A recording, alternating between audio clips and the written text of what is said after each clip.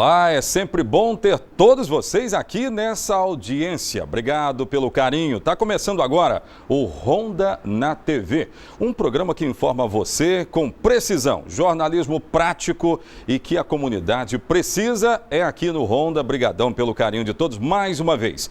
Hoje passa pelo nosso programa, nós encontramos uma água misteriosa no bairro Aviso. A Defesa Civil esteve lá numa residência para ver essa história de uma água misteriosa que surgiu do nada, de uma hora para outra, uma família civil naquela história de ter que abandonar a sua residência. Também o delegado de crimes contra a vida, hoje cedo, ele estava tomando depoimentos importantes sobre o caso do final de semana. Aliás, os casos de homicídios do final de semana. Já o delegado-chefe da 16ª Delegacia Regional falou conosco sobre visitas ao interior da cidade. Ele quer evitar que o crime cresça ainda mais. Ontem houve uma reunião importante envolvendo todas as autoridades de segurança do município. E as ações valem para Linhares e também Sooretama, além de Rio Bananal. Tudo isso passa pelo nosso programa, então fique conosco até o meio-dia. Nós vamos trazer as informações. E eu quero lembrar, você pode mandar para cá todos os flagrantes através do WhatsApp. Participe conosco. Olha, agora eu quero saber de informações sobre a Universidade Federal do Espírito Santo, UFES, que já está monitorando 800 crianças vacinadas. É uma vacina teste e o trabalho está sendo comandado pela UFES, aqui do estado do Espírito Santo. Eu quero saber dessas informações porque dengue é uma realidade na nossa cidade. Na tela do Ronda. No país todo, mais de 224 mil pessoas foram contaminadas pela dengue apenas nos 2 primeiros meses do ano. O estado de alerta tem intensificado os esforços de prevenção da doença. Focos do mosquito têm sido combatidos pelas secretarias de saúde Brasil afora. Mesmo assim, os casos insistem em aparecer. No Espírito Santo, foram cerca de 4.500 infectados de janeiro a abril de 2015. Em meio ao risco de surtos e epidemias em vários municípios brasileiros, surge a possibilidade de uma vacina, que seria um importante instrumento de prevenção. E em Vitória, a Universidade Federal do Espírito Santo coordena o mais adiantado estudo sobre a vacina da dengue no Brasil. Por aqui, os testes já foram feitos em 800 crianças que estão sendo monitoradas há 2 anos. Até agora, a vacina imunizou a maior parte dos voluntários, mas tem níveis de proteção diferentes para cada sorotipo. 50% ficaram imunes à dengue dos tipos 1 e 2. 76% protegidos dos tipos 3 e 4 da doença. Este último é atualmente o tipo de dengue mais comum no Brasil.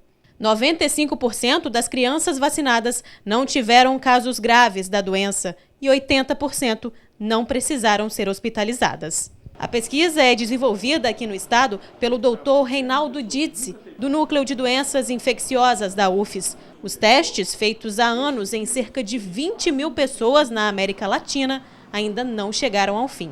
Essa vacina da Sanofi aqui está do ponto de vista de teste e cientificamente mais avançado, do ponto de vista de pesquisa, porque nós já estamos indo para o 2º ano e meio da fase 3.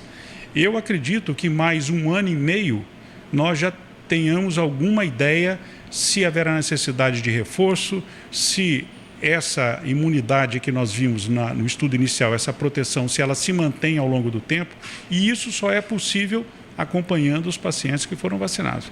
O pesquisador conta que a imunização da dengue é estudada há 30 anos em laboratórios do mundo inteiro e já estão em fases avançadas. Mas para a vacina da dengue chegar aos hospitais, ainda tem de passar por uma série de estudos e entraves. A vacina, necessariamente, ela teria que ser contra os 4 tipos, porque uma das coisas que se conhece, um dos aspectos do dengue, é que uma segunda infecção, ela tem chance de ter mais complicações do que o indivíduo que só teve uma infecção. Então, a segunda, o potencial de ter algum tipo de complicação é maior do que se você só teve uma vez o dengue. Por isso é que era necessário você ter os 4 tipos, porque se você tivesse uma vacina contra um tipo só, essa pessoa podia ter um risco aumentado ao contrair o dengue, os outros 3 que ela não estaria imunizado, de ter complicação. Por isso é que demorou tantos anos. Pois é, parabéns à UFES por ter desenvolvido, né, um trabalho como esse para lutar contra o mal que assola o estado do Espírito Santo. E é bom lembrar que aqui na cidade de Linhares um dos grandes desafios é lutar contra a dengue, sabia? Volta lá com essas imagens lá da UFES, porque a grande dificuldade é lutar contra a dengue. Se tem uma vacina, olha o número de contaminados no Brasil, meu Deus, 224.100. Aqui na cidade de Linhares existem casos. Em Soretama, me chegou uma informação agora há pouco que teve um caso até suspeito, ainda é suspeito de dengue hemorrágica no município de Soretama, vizinho aqui à cidade de Linhares.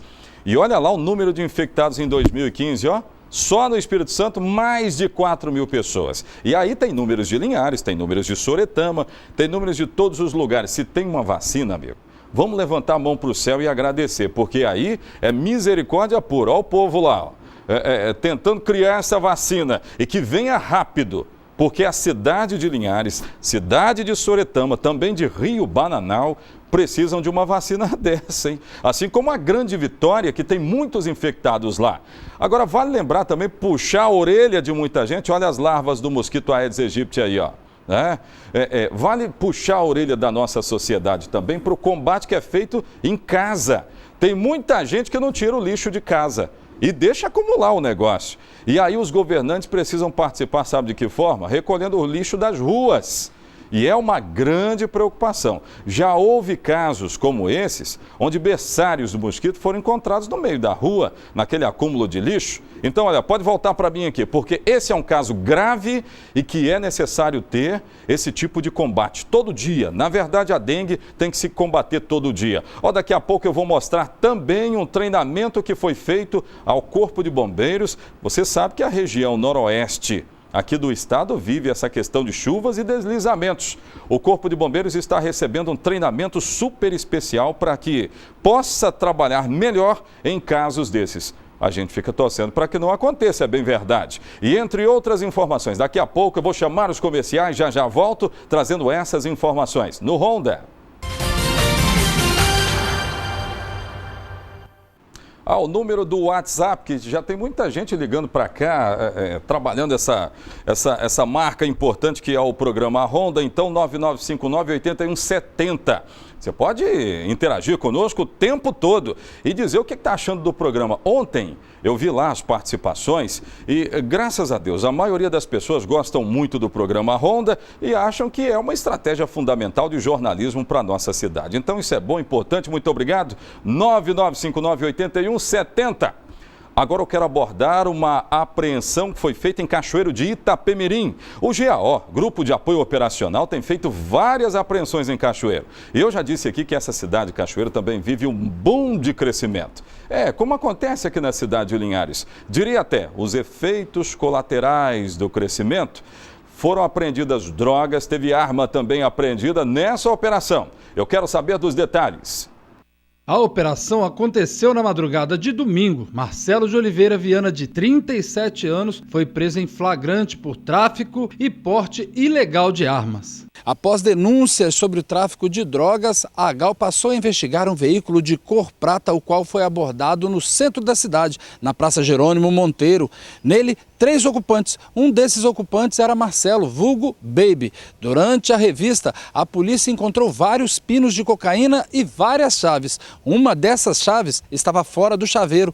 Quando Marcelo, vulgo Baby, foi indagado sobre esta chave, ele disse que foi achada essa chave que poderia ser descartada. A polícia tinha informações que o suspeito teria um apartamento alugado no bairro São Francisco. E ao chegar no imóvel, a porta foi aberta com a tal chave. No apartamento foram localizados 4 revólveres calibre 38, 2 revólveres calibre 32, uma espingarda calibre 12, 72 munições de diversos calibres, aproximadamente 25 quilos de maconha, 17 quilos de crack e mais de 24 mil reais em dinheiro. Ainda durante a ação, a polícia recebeu informações que o acusado tinha este veículo escondido em Itaoca Praia. No veículo foram encontrados mais 4 quilos de maconha e uma arma de fogo. Marcelo é apontado como o maior distribuidor de drogas do município. Aí eu só tenho que afirmar o seguinte, o crime é organizado. Esse negócio de vender droga, armas e coisa e tal, isso tudo tem passado por uma organização, muito embora seja um crime. Então a polícia precisa estar com o aparato dela toda em dia. E aí eu vejo muitas histórias de policiamentos que são feitos em alguns locais. Você viu a logística de Cachoeiro de Itapemirim? A logística de Cachoeiro ela é um pouco prejudicial. Muitos morros, né? Muitos locais de difícil acesso. Não é o que acontece aqui na cidade de Linhares, onde a logística é muito boa, a topografia é boa, privilegiada, mas tem que ter combustível para botar na viatura para ir. Porque aqui na cidade tem locais que ficam a cerca de 80 quilômetros longe da sede. Tem que ter, né? Não é não? A estrutura precisa estar em dia.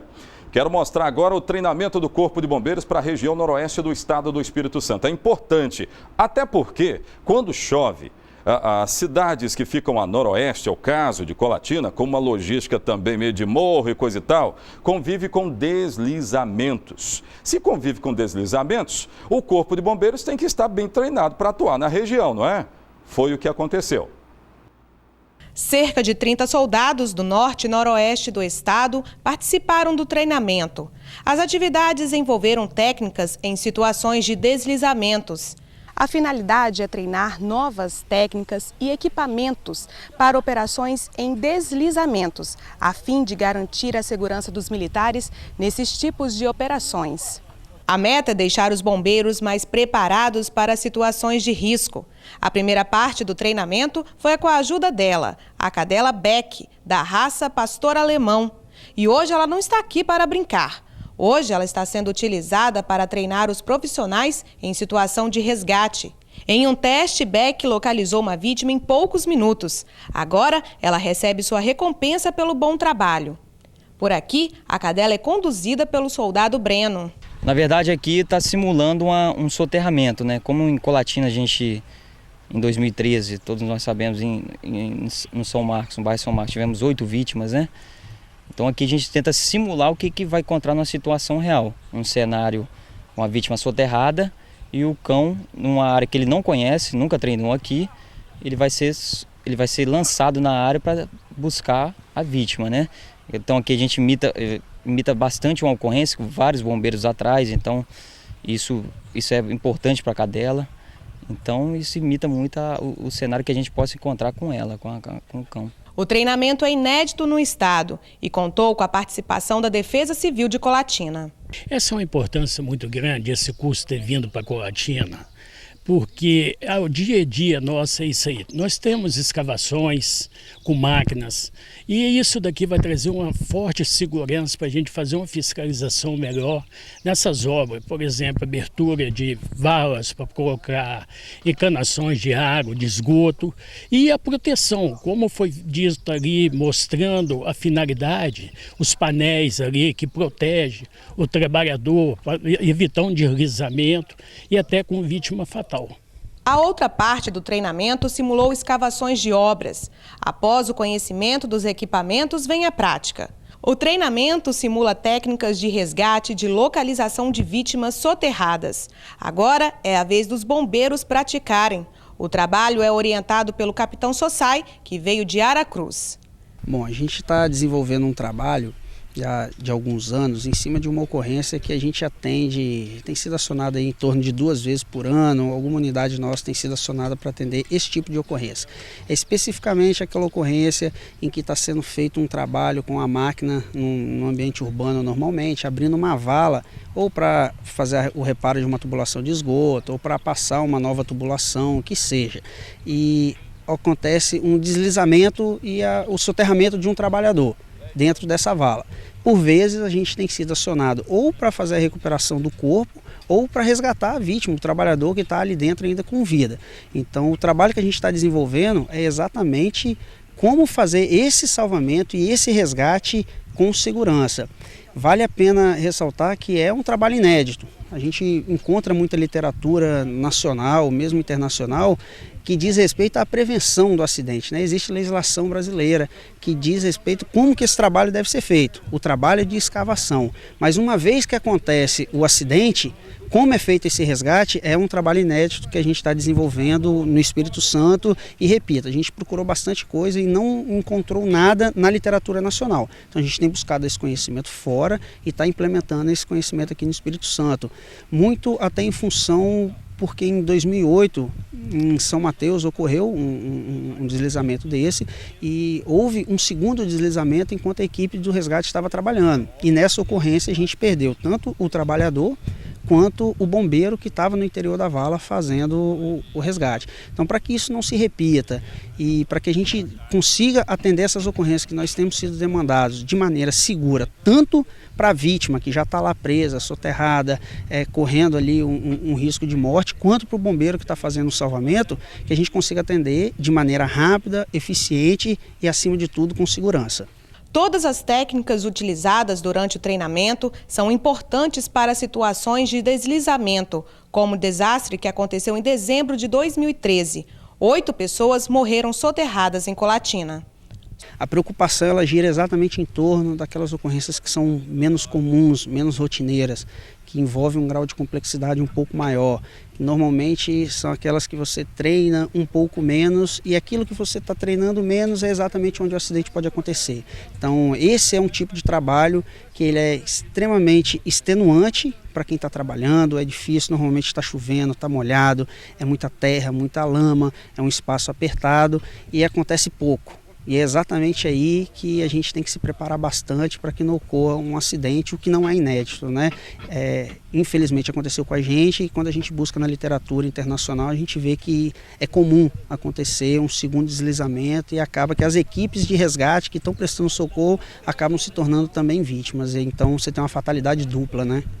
Então, na minha opinião, o Corpo de Bombeiros tem que ser diferente por região mesmo. A realidade de Linhares não é a realidade de Colatina, quando a topografia lá já é bastante diferente, como eu disse, né? É morro, aqui na cidade não. Então, deslizamentos aqui é uma coisa, não é corriqueiro de se ver. Agora, em Colatina, sim, é bastante corriqueiro. Vale a pena, então, apostar nesse tipo de treinamento. É fundamental que haja esse treinamento para que as pessoas sintam um pouco mais de segurança. A verdade é essa, não é? É um pouco mais de segurança. Olha, lembra do caso de um desaparecimento que eu relatei ontem aqui no programa? A desaparecida foi encontrada. Eu vou contar essa história já já. E também a água misteriosa que aconteceu, aliás, que surgiu no bairro Aviso. A Defesa Civil esteve numa residência do bairro Aviso. O Corpo de Bombeiros também e, de repente, o quintal começou a jorrar uma água estranha. Já já eu vou contar no Ronda.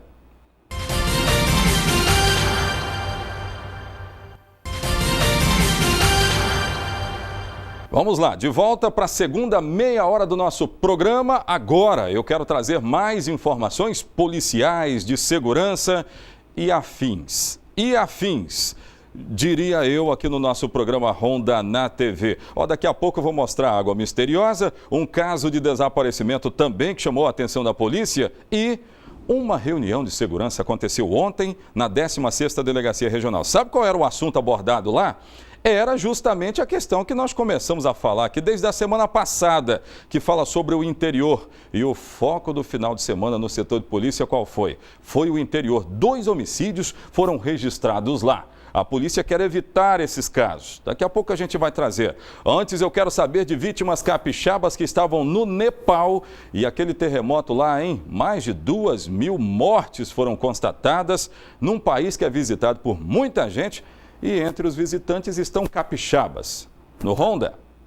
O empresário Marcelo Gama, de 43 anos, viajou para a Índia no último dia 15 com um grupo de brasileiros. Ele decidiu esticar a viagem por mais 3 dias para conhecer o Nepal. E o passeio se transformou num grande pesadelo. O primeiro contato com a esposa foi na manhã de sábado. Por telefone, Marcelo contou sobre o terremoto. Ele que me avisou, estava dormindo. Ele ligou, disse, Nanda, aconteceu um terremoto aqui no Nepal, fica tranquilo que eu estou bem.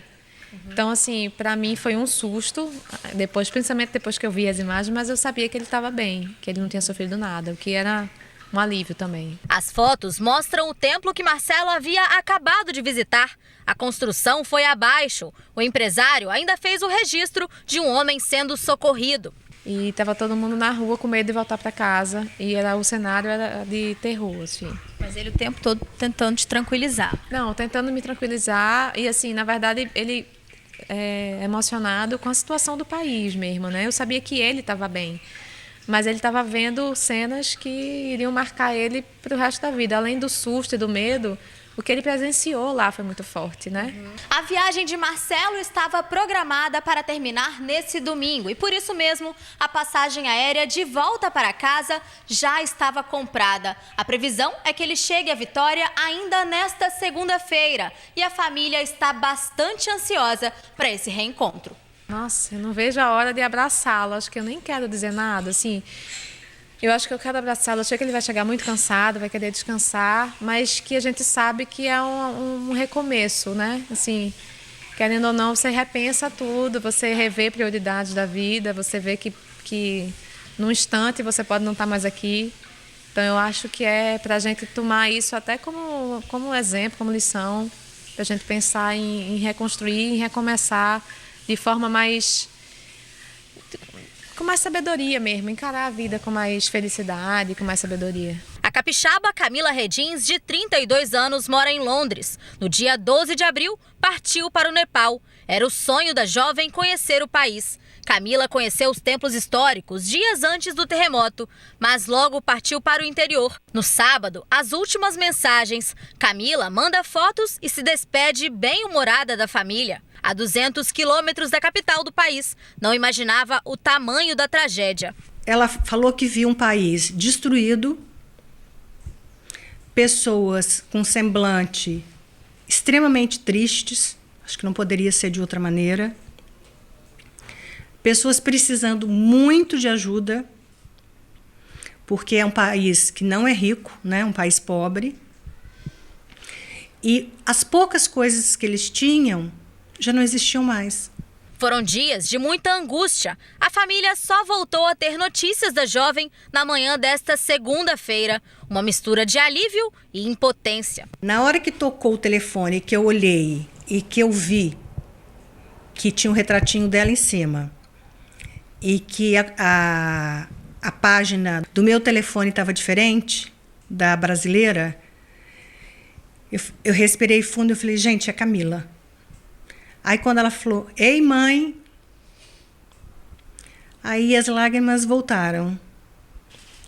Copiosamente, porque eu tinha vontade de estar do outro lado do telefone, abraçando, beijando, olhando o pé, olhando o braço. Camila só deve deixar o Nepal no dia 2 de maio. Não dá para imaginar o desespero dessas famílias. Já pensou? Sua mãe, seu pai, cachorro, papagaio, todos lá no Nepal e de repente um terremoto de grande escala, né, nessa medição de escala Richter, uma medição catastrófica, inclusive, para o Nepal, onde 2.000 pessoas, ou mais de 2.000 pessoas, acabaram morrendo em virtude da violência do tremor, não é? Imagina como é que fica uma família dessa, não dá para imaginar, sem dúvida alguma. Tomara que voltem e voltem bem para casa, estado do Espírito Santo. Tem muita gente do estado fazendo viagens por aí, indo para o Nepal, Europa e por aí vai. Quem sabe não tem linharenses por aí nessa história toda. Olha, eu quero mostrar agora um caso pelo menos curioso. Eu quero mostrar bairro Aviso, Rua Venceslau Braz, uma residência que de uma hora para outra a família disse assim, olha, tem um negócio errado. Tem uma água estranha surgindo aqui no meu quintal. E aí observaram um dia, 2 dias, 3 dias e de repente o negócio foi ficando pior. E não é que começou a jorrar uma água lá dentro da casa de um morador do bairro Aviso? De forma estranha, repentina, muito rápida. Eu tenho as imagens aí? Mostra as imagens, eu tenho as imagens. Olha só, essa água toda aí, ó, começou a jorrar, apareceu de uma hora para outra, de forma muito estranha, extremamente estranha. De repente o quintal começou a ficar encharcado e ninguém sabia de onde vinha isso. Olha lá, ó. E tá com cara de ser uma nascente bem nascente, não é? Uma água limpa, ó. Não é água de esgoto, não é água de nada disso, não.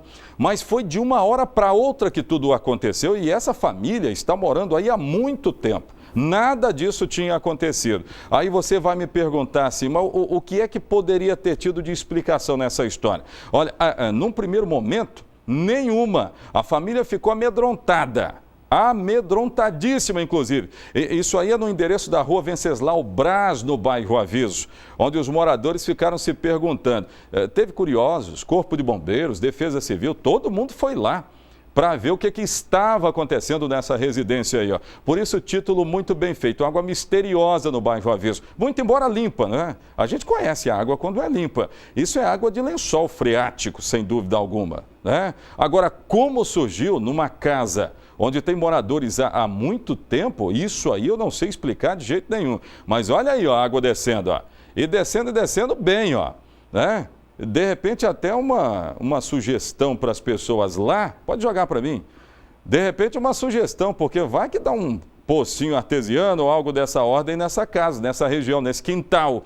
Mas a água surgiu de forma misteriosa. E aí eu quero saber o que disse a dona de casa, a dona dessa casa. Porque ela, sem dúvida alguma, relatou que nunca viu isso acontecer. E foi justamente de uma hora para outra. Eu tenho o depoimento dela? Se tiver, pode colocar no Honda. Senhor, na verdade, começou vazamento aqui no meu quintal, eu achei que era um cano de água, né? Aí eu chamei o vizinho para me ajudar aqui, ver se era o cano de água, a gente cavou. Não é os canos de água que está vazando, porque não está constando o relógio. Eu chamei o pessoal do SAI também, eles vieram constatar também, não é. Aí ele falou comigo que é uma nascente. Está correndo água direto mesmo, tem uns 20 dias que está bem mais forte. E aí o buraco está abrindo mais. Chamei hoje, né, porque o Paulo, a gente conhece, né, meus meninos. Aí ele falou, não, ele já tinha vindo aqui, olhado. Aí ele marcou para vir hoje, veio, fizeram o papel deles aqui, só que nem ele sabe também, né? E agora a Defesa Civil também, o rapaz também não sabe. E só segunda-feira que vai vir o que realmente entende do trem. De continuar, de afundar tudo, né, dona Leidinha? Tem um também que muito caminhão passa aqui pesado, né, balança tudo.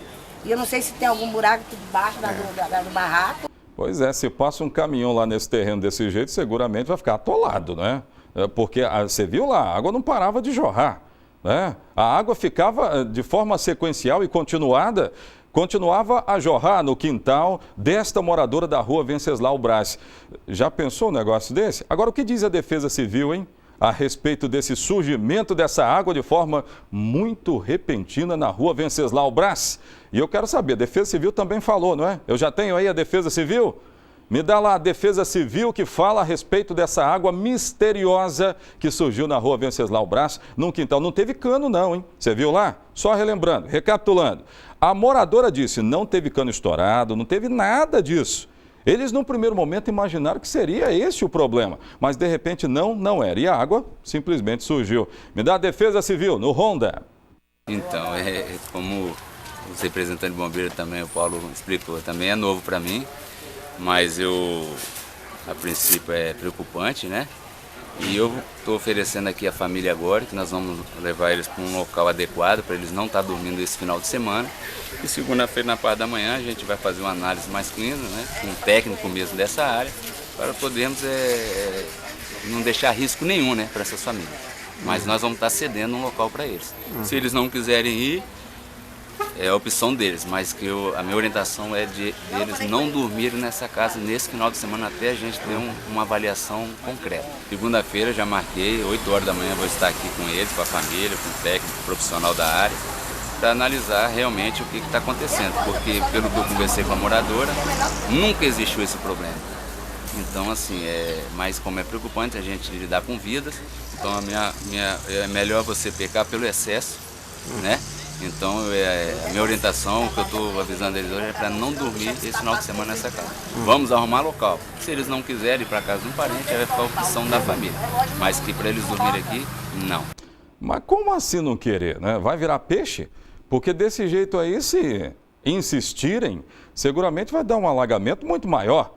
Mas o grande detalhe dessa história toda, por que é misterioso? Porque o lençol freático, em alguns locais, ele está realmente raso, não é? Ele está muito próximo do teto do solo, como dizem lá tecnicamente, mas o grande detalhe é que assim não, né? Desse jeito aí não, por isso que é misterioso. Mas o Corpo de Bombeiros também esteve lá na casa, na rua Venceslau Brás. O que é que o Corpo de Bombeiros concluiu nessa história? No Ronda. Para mim é novidade, é uma situação que eu nunca vi. O que eu pude fazer foi solicitar o Edgar para ele providenciar o engenheiro para só uma palavra de um profissional para falar o que acontece. Para mim é uma situação nova, eu nunca vi uma situação dessa. A gente vai aguardar que o profissional da área fale para a gente. O Edgar está aqui para ele que viabiliza a vinda do engenheiro até o local. Olha aqui, a minha produção está me lembrando bem, né? Tá todo mundo estranhando, querendo saber, coisa e tal, o que aconteceu.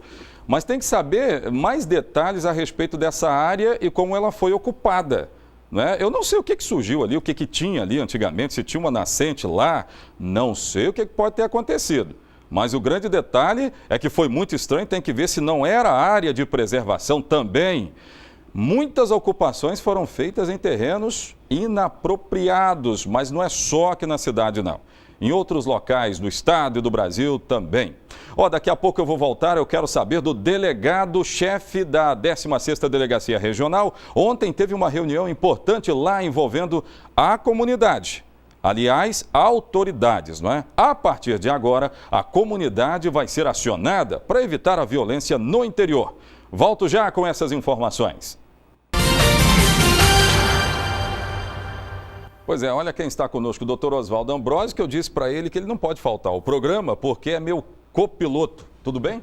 Boa noite, tudo ótimo, graças a Deus. Valeu. Olha, a Lucimar, é isso mesmo? Lucimar Cardoso Leal está no bairro Interlagos. Lucimar, tá jorrando água aí na sua casa não, né? No quintal, já deu uma olhada lá?